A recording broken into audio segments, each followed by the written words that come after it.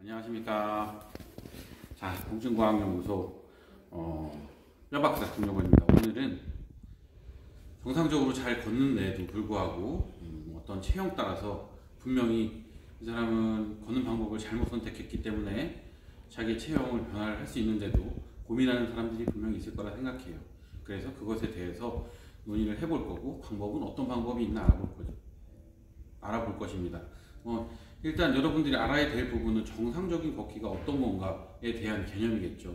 그런데 우리가 젓가락질이랑 똑같아요. 젓가락질을 처음에 했을 때 굉장히 어렵죠.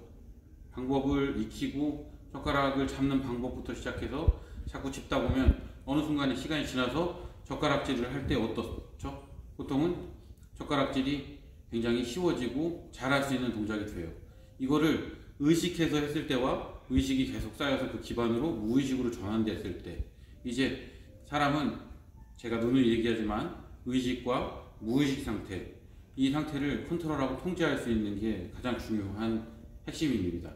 제가 계속 주장하는 바는 무의식을 통제할 수 있게끔 할 수 있는 방법들에 대해서 여러 가지 설명을 드려요. 호흡법이라든지, 지금도 걷는 방법은 똑같은데 걷는 방법에 호흡을 어떻게 하느냐, 이 중요성에 대해서도 필요하지만 호흡에 관한 거는 이제 이 전 시간에 얘기했던 그런 내용들을 참고하시면 되고, 일단 정상적인 걷기부터 알고 그걸 응용해서 어떻게 해서 잘 골반이 크고 엉덩이가 커지거나 무릎이 아프면 무릎이 아픈 걸 어떻게 통제하고, 그 다음에 마른 체형일 때, 너무 뚱뚱했을 때, 보통 체형이었을 때마다 좀 다른 그런 걷기 방법을 어떻게 선택할 것인지를 개념을 알면 조금 더 쉽게 이해가 가실 거라고 생각이 들고, 그거에 대해서 이야기를 해보도록 하겠습니다.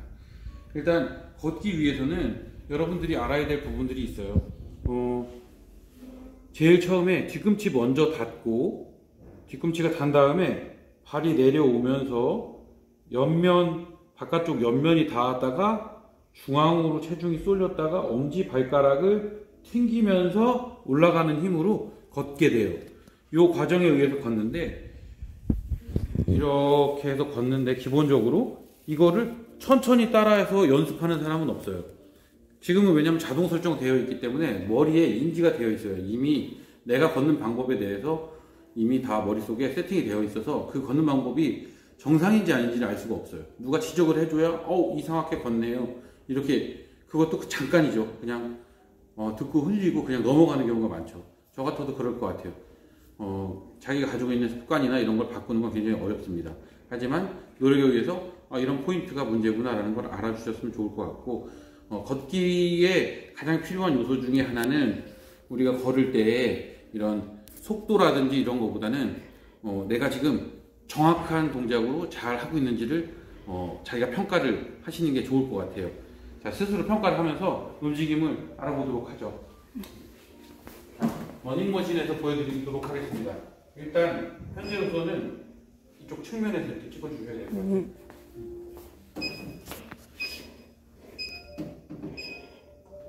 속도가 그렇게 빠르지 않은데 아주 느리게 천천히 뒤꿈치부터 옆면, 중간, 앞면 이렇게 천천히 들어가는 연습을 러닝머신이나 평지도 똑같아요. 굉장히 동작이 조심스럽고 힘들지만 하다 보면 내가 중심 잡기 힘들고 동작이 잘 안 되는구나, 그런 구간들이 생겨요. 그걸 파악해서 자꾸 수정하려고 노력을 하셔야 돼요. 그러다 보면 어느 날 내 걷는 자세가 조금은 훨씬 더 조율이 잘 되는 상태로 걷게 될 겁니다. 두 번째, 골반에 대한 이야기인데, 우리가 걷다 보면 그냥 일반적인 걸음을 줄게요. 걷다 보면 아무 생각이 없는데 무릎과 발목을 이용해서만 걷는 사람이 있어요. 무릎과 발목만 이용해서 짧게 걸으시면 마른 체형들이 보통 이렇게 걷거든요. 그래서 자기가 조금 더 골반이랑 엉덩이를 키우고 싶다면 골반과 엉덩이에 손을 대고 엉덩이와 골반 이쪽에 힘이 들어가는 걸 느끼면서 최대한 동작을 발목과 무릎에 힘이 들어가지 않고 골반과 엉덩이로 걷는다는 생각으로 걸으십니다. 이게 무의식적으로 계속 하다 보면 어느 순간에 엉덩이로 걷는 방법에 대해서 터득을 하게 돼요. 그리고 만약에 살을 빼야 되는 그런 경우라면 훨씬 더 빠르게 걸으면서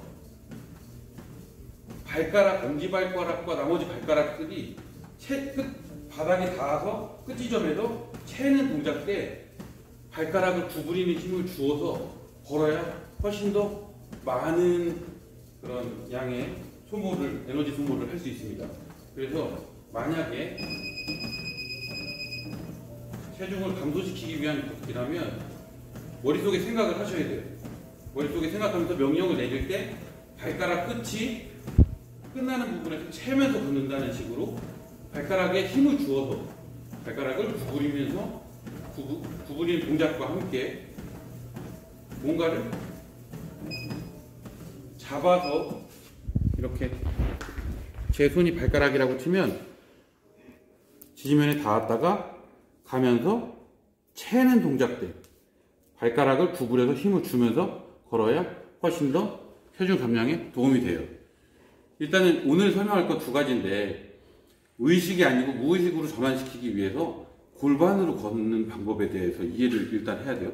그래서 엉덩이 골반에 닿았을 때 밀면서 끝지점에서 힘이 들어온다는 느낌을 얻기 위해서 손을 얹으라고 한 거예요.